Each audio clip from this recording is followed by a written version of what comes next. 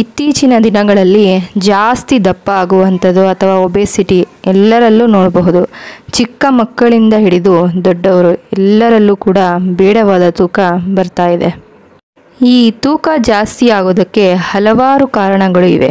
ಅದರಲ್ಲಿ ಒಂದು ಅಂತ ಹೇಳಿದ್ರೆ ಈ ಹೊರಗಡೆ ಸಿಗುವಂತಹ ಒಂದು ಜಂಕ್ ಫುಡ್, ಪ್ರೊಸೆಸ್ಡ್ ಫುಡ್ ಯಾವಾಗ ಜಾಸ್ತಿ ತಿಂತೇವೆ ಈ ರೀತಿಯ ಒಂದು ತೂಕ ಹೆಚ್ಚಾಗ್ತಾ ಹೋಗುತ್ತೆ. ಹಾಗೂ ಎಕ್ಸಸೈಸ್ ಇಲ್ಲದೆ, ಫಿಸಿಕಲ್ ಮೂಮೆಂಟ್ ಇಲ್ಲದೆ ಒಂದೇ ಕಡೆ ಕೂರೋದು, ತಿನ್ನೋದು ಈ ರೀತಿ ಮಾಡೋದ್ರಿಂದ ಕೂಡ ತೂಕ ಜಾಸ್ತಿ ಆಗ್ತಾ ಹೋಗುತ್ತೆ. ಇತ್ತೀಚಿನ ದಿನಗಳಲ್ಲಿ ನಮ್ಮ modern life style, sedentary life style ಅಂದರೆ ಒಂದೇ ಕಡೆ ಕೂತ್ಕೊಂಡು ಕೆಲಸ ಮಾಡೋದು ಜಾಸ್ತಿಯಾಗಿದೆ. ಇದು ಕೂಡ ಈ ವೇಟ್ ಗೇನ್ ಆಗೋದಕ್ಕೆ ಒಂದು ಕಾರಣ. ಅತಿ ಚಿಕ್ಕ ವಯಸ್ಸಿನಲ್ಲಿ ಬೇಡದೇ ಇರುವ ತೂಕ ಬರುವಂತಹದ್ದು, ಅದ್ರ ಜೊತೆಗೆ ಡಯಾಬಿಟಿಸ್, ಸ್ಟ್ರೆಸ್ ಈ ರೀತಿಯ ರೋಗಗಳು ಕೂಡ ಬರ್ತಾ ಇವೆ. ಚಿಕ್ಕ ಮಕ್ಕಳಿಗೆ ಬೊಜ್ಜು ಬರುವಂತಹದ್ದು, ಇದಕ್ಕೆಲ್ಲ ಈ ಕಾರಣ ಈ ಹೊರಗಡೆ ತಿನ್ನುವಂತಹ ಒಂದು ಜಂಕ್ ಫುಡ್. ಫ್ರೆಂಡ್ಸ್, ನಾನು ಈ ವಿಡಿಯೋದಲ್ಲಿ ಯಾವ ಒಂದು ಬೆಸ್ಟ್ ಫುಡ್ ತಿಂದರೆ ವೆಯ್ಟ್ ಲಾಸ್ ಆಗುತ್ತೆ ಅಂತ ಹೇಳ್ತೇನೆ. ವಿಡಿಯೋ ತುಂಬಾ ಇನ್ಫಾರ್ಮೇಟಿವ್ ಆಗಿರುತ್ತೆ. ವಿಡಿಯೋ ಸ್ಕಿಪ್ ಮಾಡದೆ ಫುಲ್ ವಿಡಿಯೋನ ನೋಡಿ. ಹಾಗೂ ನನ್ನ ಚಾನೆಲ್ ಕರ್ನಾಟಕ ಹೆಲ್ದಿ ಫಿಡ್ಗೆ ಲೈಕ್, ಸಬ್ಸ್ಕ್ರೈಬ್ ಮಾಡಿ ಹಾಗೂ ಶೇರ್ ಮಾಡಿ. ಮೊದಲನೆಯ ಆಹಾರ ಬಂದು ಚಿಯಾ ಸೀಡ್ಸ್.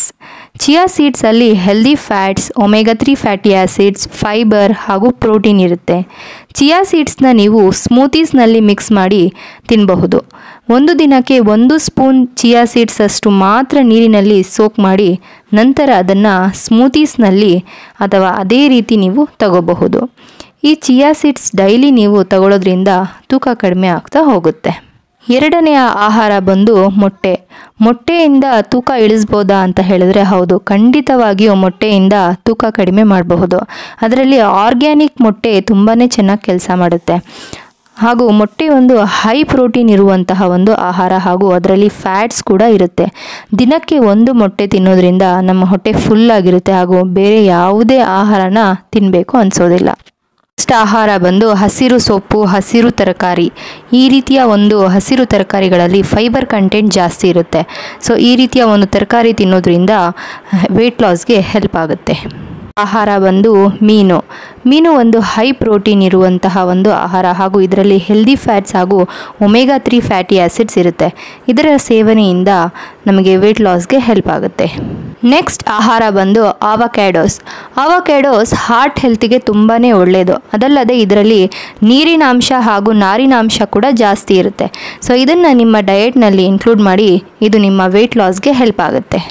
ನೆಕ್ಸ್ಟ್ ಆಹಾರ ಬಂದು ಕ್ರೂಸಿಫೆರಸ್ ವೆಜಿಟೇಬಲ್ಸ್ ಅಂದರೆ ಬ್ರೋಕಲಿ, ಕಾಲಿಫ್ಲವರ್, ಕ್ಯಾಬೇಜ್. ಸೊ ಈ ರೀತಿಯ ಆಹಾರನ ನಿಮ್ಮ ಡಯೆಟ್ನಲ್ಲಿ ಇನ್ಕ್ಲೂಡ್ ಮಾಡಿ.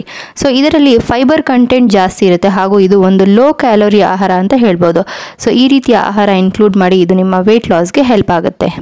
ನೆಕ್ಸ್ಟ್ ಆಹಾರ ಬಂದು ನಟ್ಸ್ ಆ್ಯಂಡ್ ಸೀಡ್ಸ್. ಸೊ ಇದರಲ್ಲಿ ಬಾದಾಮಿ ಮತ್ತು ಅಖ್ರೋಟ್. ಸೊ ಈ ರೀತಿಯ ಒಂದು ಡ್ರೈ ಫ್ರೂಟ್ಸ್ ಹಾರ್ಟ್ ಹೆಲ್ತಿಗೆ ತುಂಬಾ ಒಳ್ಳೆಯದು ಹಾಗೂ ಇದರಲ್ಲಿ ಒಳ್ಳೆಯ ಪ್ರೋಟೀನ್ ಹಾಗೂ ಫೈಬರ್ ಕಂಟೆಂಟ್ ಇರುತ್ತೆ. ಸೊ ಇದು ವೆಯ್ಟ್ ಲಾಸ್ ಆಗೋದಕ್ಕೆ ಒಂದು ಬೆಸ್ಟ್ ಫುಡ್ ಅಂತ ಹೇಳ್ಬೋದು. ನೆಕ್ಸ್ಟ್ ಬಂದು ಫ್ರೂಟ್ಸ್. ಫ್ರೂಟ್ಸಲ್ಲಿ ನ್ಯಾಚುರಲ್ ಶುಗರ್ ಇರುತ್ತೆ, ಆದರೆ ಇದು ಒಂದು ಲೋ ಕ್ಯಾಲೋರಿ ಫುಡ್ ಅಂತ ಹೇಳ್ಬೋದು ಹಾಗೂ ಇದರಲ್ಲಿ ಫೈಬರ್ ಕಂಟೆಂಟ್ ಜಾಸ್ತಿ ಇರುತ್ತೆ. Strawberries, blueberries, apple. ಸೊ ಈ ರೀತಿಯ ಹಣ್ಣುಗಳು ವೆಯ್ಟ್ ಲಾಸ್ಗೆ ತುಂಬಾ ಒಳ್ಳೆಯದು. ನೆಕ್ಸ್ಟ್ ಆಹಾರ ಬಂದು ಕಾಳು. ಈ ಕಾಳುಗಳಲ್ಲಿ ಕೂಡ ಫೈಬರ್ ಕಂಟೆಂಟ್ ಹಾಗೂ ಪ್ರೋಟೀನ್ ಕಂಟೆಂಟ್ ಜಾಸ್ತಿ ಇರುತ್ತೆ. ಸೊ ಇದರ ಸೇವನೆಯಿಂದ ಕೂಡ ನಮಗೆ ವೆಯ್ಟ್ ಲಾಸ್ ಆಗೋದಕ್ಕೆ ಹೆಲ್ಪ್ ಆಗುತ್ತೆ. ಫ್ರೆಂಡ್ಸ್, ನೀವೇನಾದರೂ ವೆಯ್ಟ್ ಲಾಸ್ ಆಗಬೇಕು ಅಂತ ನೋಡ್ತಾ ಇದ್ದರೆ ನಾನು ಹೇಳಿರುವಂತಹ ಈ ಎಲ್ಲ ಒಂದು ಆಹಾರಗಳನ್ನು ಟ್ರೈ ಮಾಡಿ ನೋಡಿ. ಅದ್ರ ಜೊತೆಗೆ ನೀರನ್ನು ಜಾಸ್ತಿ ಕುಡೀರಿ ಹಾಗೂ ಎಕ್ಸಸೈಸ್ ಮಾಡಿ. ನಿಮಗೇನಾದರೂ ಎಕ್ಸಸೈಸ್ ಮಾಡೋಕ್ಕಾಗಲಿಲ್ಲ ಅಂದರೆ ಅಟ್ಲೀಸ್ಟ್ 1 ಅವರ್ ವಾಕ್ ಆದರೂ ಮಾಡಿ. ಸೊ ಈ ರೀತಿ ಮಾಡೋದ್ರಿಂದ ವೆಯ್ಟ್ ಲಾಸ್ ಆಗೋದಂತೂ ಗ್ಯಾರಂಟಿ. ಹಾಗೂ ಮೇನ್ ಪಾಯಿಂಟ್ ಏನಂದರೆ ನೀವು ಜಂಕ್ ಫುಡ್, ಹೊರಗಡೆ ಸಿಗುವಂತಹ ಒಂದು ಪಿಜ್ಜಾ, ಬರ್ಗರ್, ಸೊ ಈ ರೀತಿಯ ಎಲ್ಲ ಒಂದು ಆಹಾರಗಳನ್ನು ತಿನ್ನೋದನ್ನು ಅವಾಯ್ಡ್ ಮಾಡಬೇಕು.